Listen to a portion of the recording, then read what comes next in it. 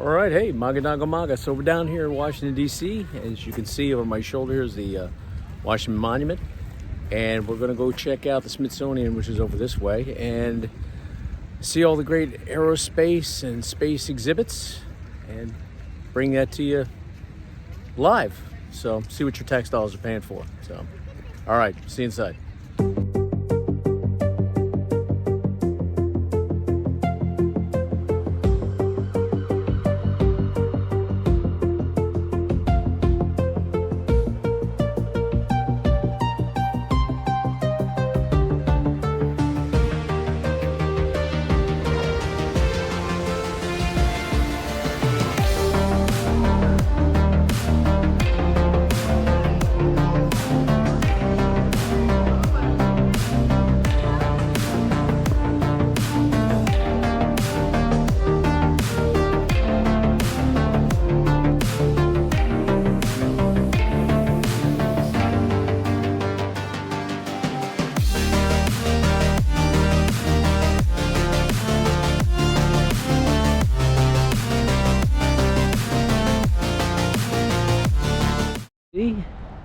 Beautiful day here in Washington, D.C. Got the Smithsonian Air and Space Museum we're going to check out here on my left.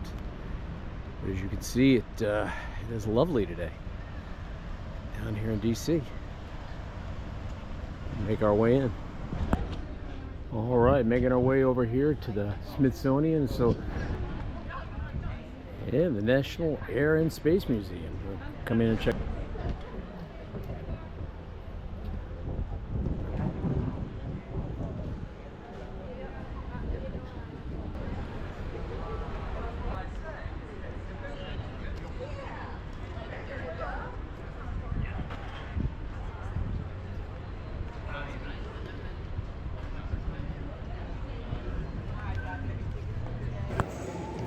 Beautiful example of the phenomenal X-15. Called an aircraft, but it's really a jet. Flew by jet propulsion and liquid oxygen exhaust in the back.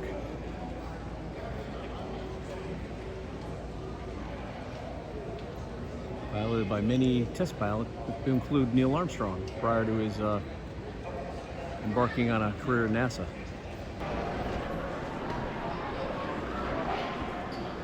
Got a Northrop 4 Alpha, which is the TWA Mark 1 in the distance over here. Got a DC-3 above me here.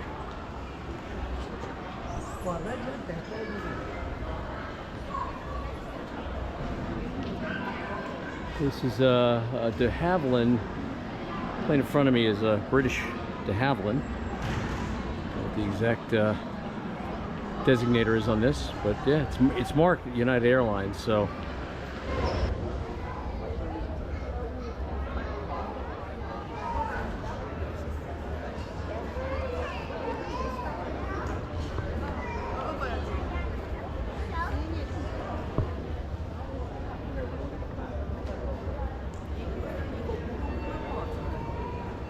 an Air Force T-38. This is one of the ones that was used by NASA to ferry the astronauts back and forth between Cape Canaveral and down in Houston, the Space Flight Center down in Houston. Not to mention some of the trips they make to some of the aerospace vendors. All right, so we're going way back in time. So this is early flight, early flight. Predating the Wright brothers.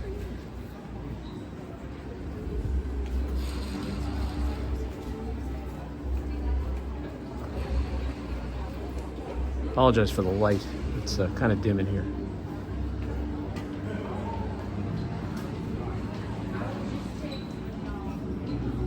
Beautiful glider.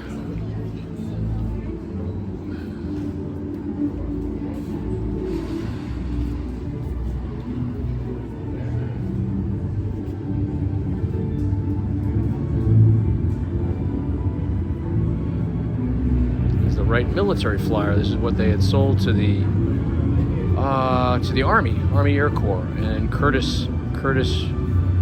I can't remember the Curtiss Flyer. They sold their version to the Navy, so there was this was the Army version though.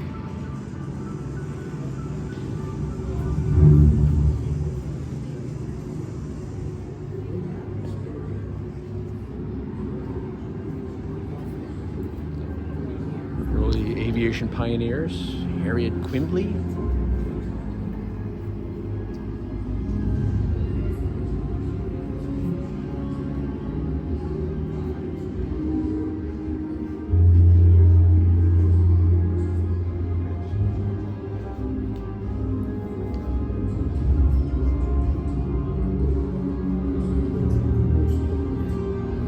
That's right, it's Glenn Curtiss. Glenn Curtiss. And this is Glenn Curtiss's pusher propeller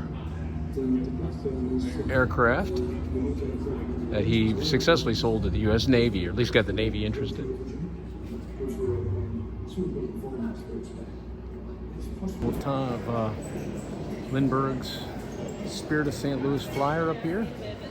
First flight from New York to Paris, non-stop. We've got a version of this in the San Diego Air and Space Museum as well. A version of Amelia Earhart's Lockheed aircraft. She attempted to circumnavigate the globe. Going inside the DC-7.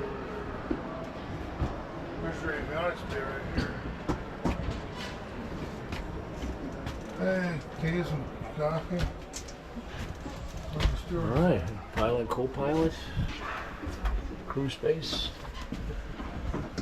All right, with a little radar scope. Talk about all analog, huh? Wow.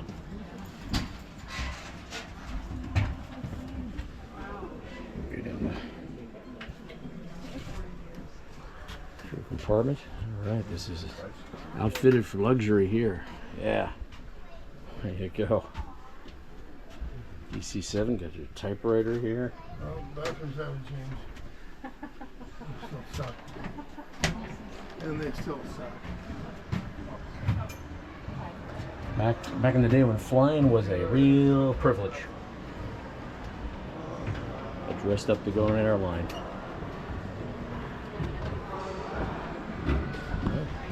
Alright, there's always a section dedicated to civilian aviation, of course. Civil aviation. And the Smithsonian's no exception with regards to promoting civil aircraft and basically people learning to fly, whether commercially or for private purposes. There's gondolas here for hot air ballooning, pusher propeller ultralight aircraft up here. Oracle race team suits. Cessna up here. Looks like a 172.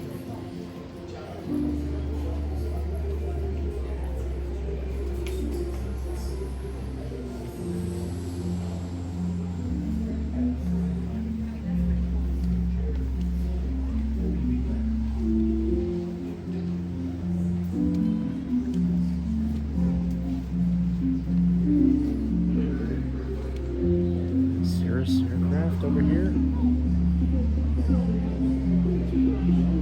Again, all private aircraft.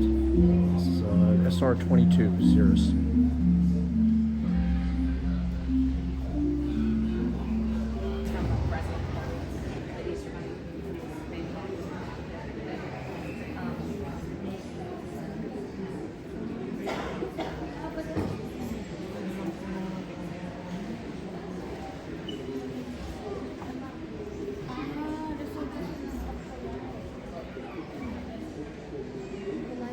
Some of the lunar artifacts that we've left in place that facilitated the research on the moon.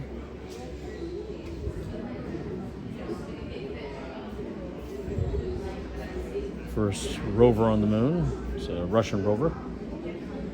The moon is over 248,000 miles away. Humans have landed there 6 times, each time gathering more new insights about our newest. The old lunar rover. Apollo 11's sustained mission didn't cover much ground. So this literally was deployed off the lunar module. After it landed there, it was collapsed, and then they were able to expand it and put it in place. It is just functional enough to get the job done. The space experiments that were conducted on the moon, on the lunar surface.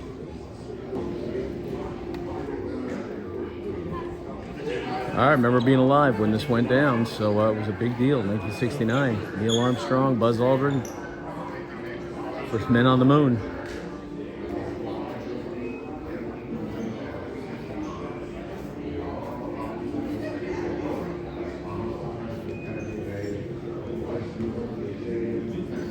View from the cockpit of the lunar module.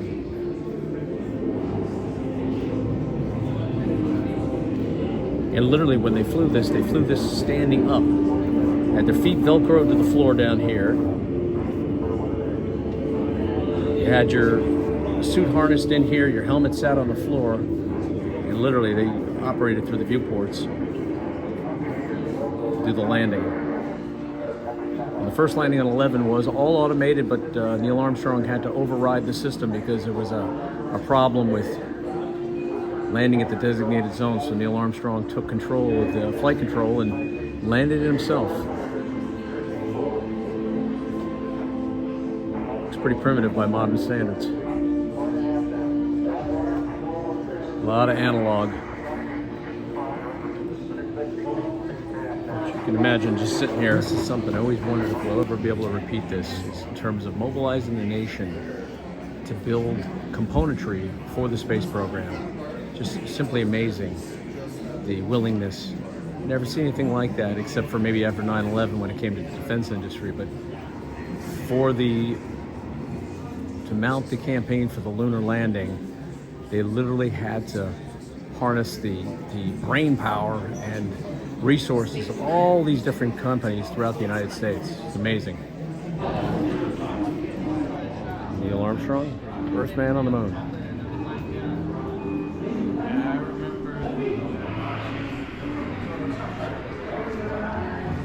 Command Module Columbia from the Apollo 11.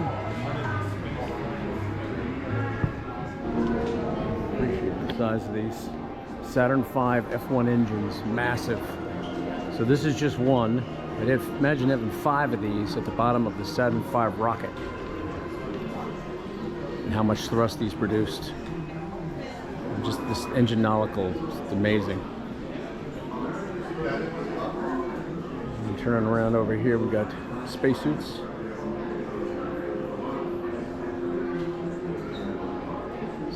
Developing a lunar spacesuit. Frank Borman's suit.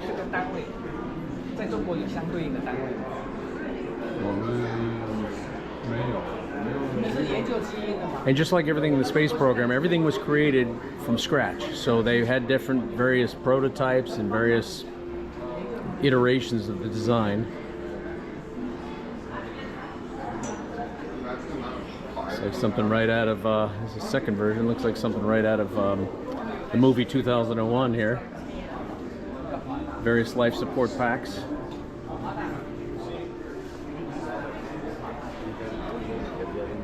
Sewing machine to put it all together, because of course all these suits were handmade, tailored to the exact specifications of the astronauts.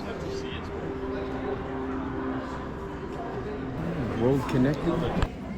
Another exhibit. Got the it's the Sea Eagle. It's Navy's drone. Been flying these for a while. Excuse me, this is the Navy's Scan Eagle drone. Been using these for a while, sure.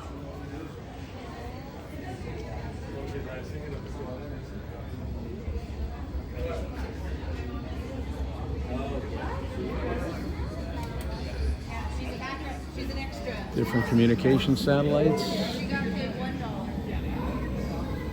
View from inside the U.S. Space Station.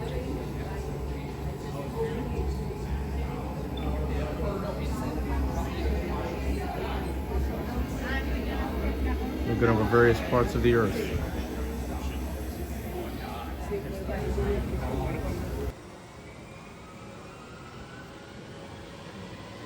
Drone hovering over crops.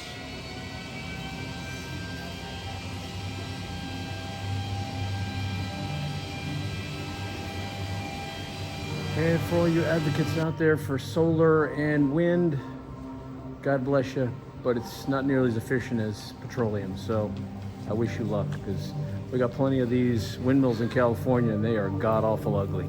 Not to mention I don't know how many birds they've been killing.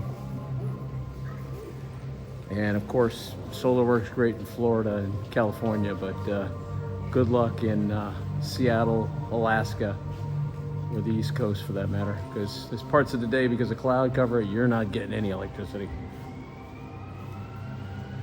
So, remote controlled helicopter. This is that Velis Experimental. It is electrically, battery operated instead of a gasoline powered engine.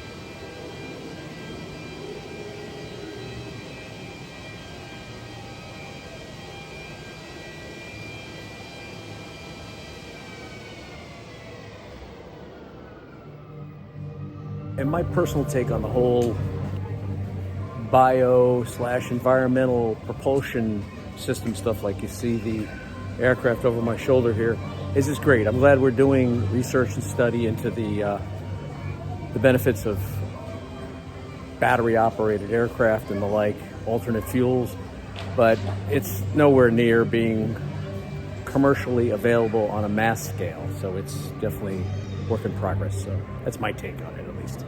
And the Futures in Space section.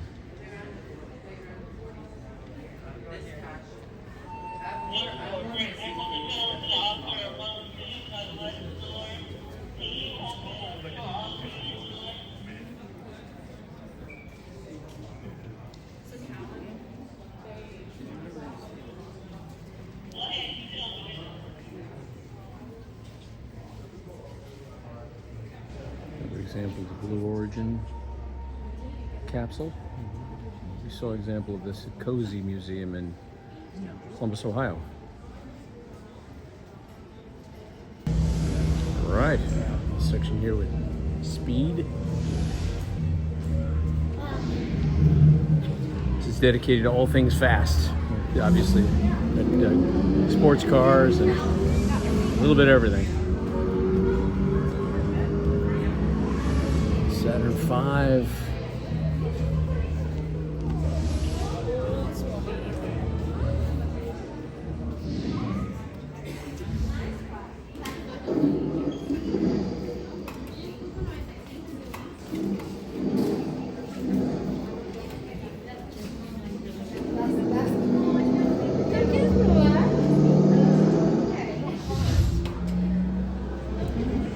Engines.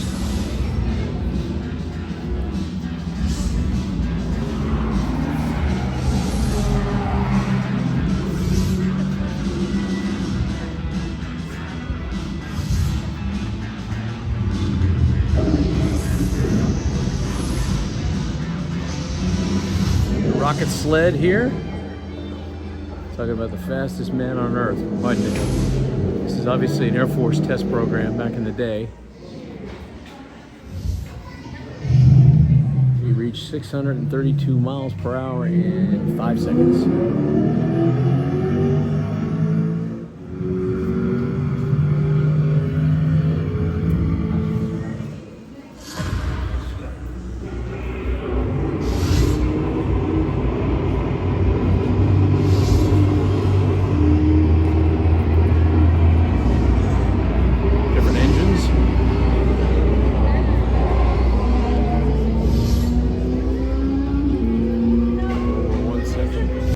Military aviation.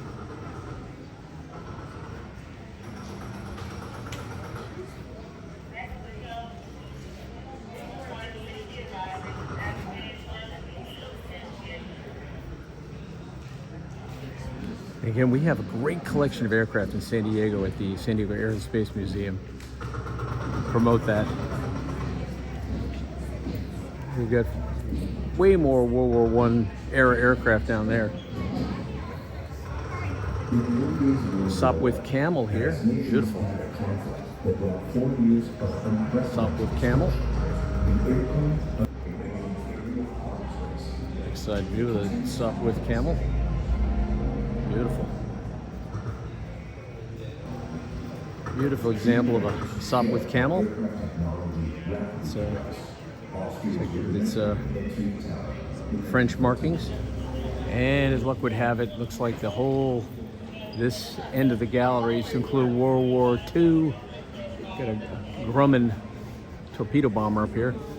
All of that, and not to mention Skylab. It looks like a piece of Skylab. It's all closed off, and it's opening in 2026. So if you want to delay your visit, come back here in 2026 if you want to see the rest of these galleries. So yeah, I lied. I said the whole place was open. It is not. There's a whole bunch of exhibits down at this end. All right, so we finished up the Smithsonian Air and Space down here on the mall. This is down in DC. And my overall thoughts were, if you're down here to see the other museums, come on down and see it. It's neat to see. The exhibits have changed a lot. It used to be predominantly aerospace and aviation, military aviation, civil aviation, but there's a lot more environmental stuff in here, which is okay, you know. It's good to be aware of that, but that was not the focus for a long time. I know when I first came here, when it opened in the 70s, and then I mean my last visit was in the 90s, it wasn't like this. So definitely changed quite a bit. So again, my recommendations, if you come in here to go see the other Smithsonian museums, come and pop in here, take a quick look. But if you're just gonna come down here to see this, don't waste your time. It's not all that great. However, we're going out to the Uvari Haze Museum out by Dulles Airport, and we're gonna go check that out. And I've been there before, and that's great. They've got a lot of airplanes, a lot of aerospace stuff. So yeah, we'll see what that looks like. So hang in there, we'll create another video and show you that. So bye for now, and be sure to like and subscribe.